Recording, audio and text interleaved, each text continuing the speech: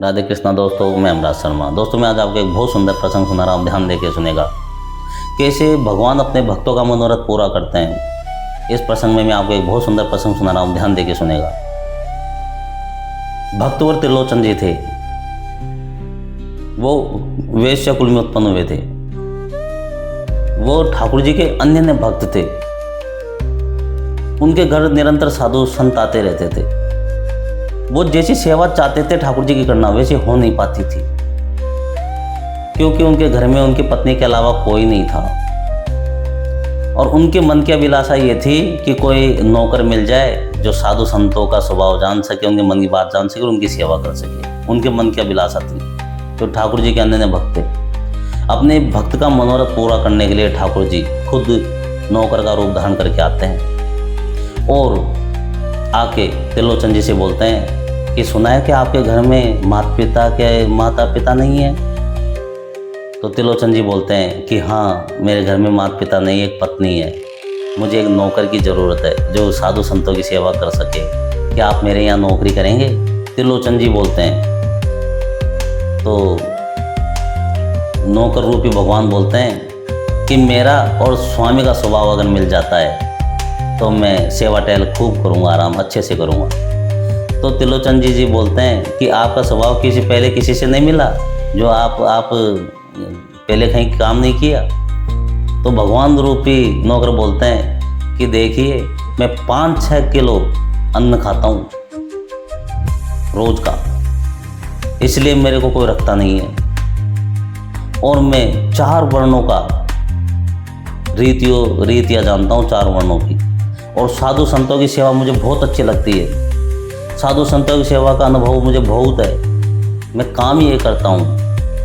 ऐसे करते त्रिलोचन जी बड़े प्रसन्न हुए कि इनको बड़ा अनुभव है, क्योंकि ठाकुर जी की वाणी में बल होता है। तो त्रिलोचन जी बड़े प्रसन्न हुए। उन्होंने उनसे पूछा कि आपका नाम क्या है? तो नौकर ने कहा कि मेरा नाम अंतर्यामी है, मेरे को अंतर्यामी बोलते हैं। अब त्रिलोचन जी ने उनको काम पे रख लिया और अपनी पत्नी से जाके कहा कि देखो देवी, ये अंतर्यामी जो भी खाता है ना, खिलाओ। मन में बिल्कुल खिन्नता मत लेके आना, क्योंकि ये साधु संत अच्छी सेवा करेगा, ऐसा नौकर दोबारा नहीं मिलेगा। त्रिलोचन जी अपनी पत्नी को बोलते हैं, जैसा खाए वैसा खिलाना और मन में कोई द्वेषता मत लेके आना। ये कितना खाता है, क्या खाता है, बस इसको खाना खिलाओ और ये बढ़िया साधु संतों की सेवा करेगा। उनको काम पे रख लिया। अब उनकी पत्नी को खाना बना के खिलाती और वो साधु संत की सेवा करते। भगवान रूपी नौकर थे, अच्छे से साधु संतों की सेवा करते। साधु संतों के हाथ पैर दबाते, उनको खाना खिलाते, बहुत अच्छे से सेवा करते और साधु लोग बड़े प्रसन्न होकर चले जाते। ऐसी सेवा करते थे। क्यों? क्योंकि भगवान तो संतों की सेवा से ही खुश होते हैं। ऐसी सेवा करते करते त्रिलोचन जी के घर में ठाकुर जी को 13 महीने बीत चुके थे। एक बार हुआ यूँ कि त्रिलोचन जी की पत्नी पड़ोस में गई थी। जब पड़ोसन ने उनको देखा तो उनसे पूछा कि बहन, तू इतनी थक कैसे गई, इतनी कमज़ोर कैसे हो गई?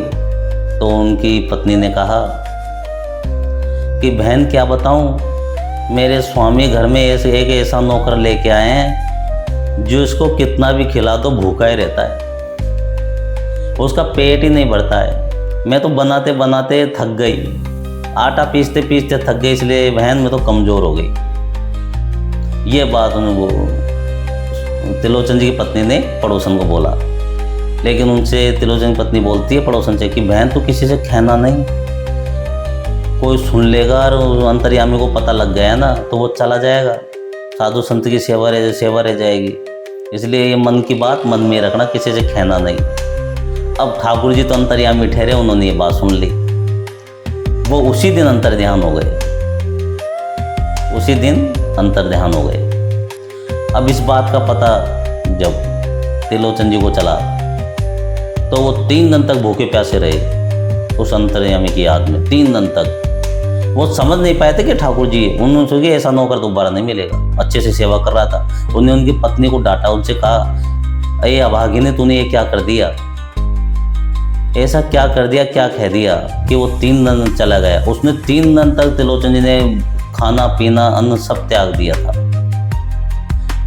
अब भगवान को अपने भक्त का ये दुख भी नहीं देखा गया, ठाकुर जी को, त्रिलोचन जी का, कि 3 दिन तक भूखे प्यासे रहे। ठाकुर जी ने आकाशवाणी की, आकाशवाणी से कहा कि आप अन्न जल और ग्रहण कीजिए। तो एकदम से त्रिलोचन जी की स्मरण शक्ति जो की, तो उन्होंने देखा ये क्या।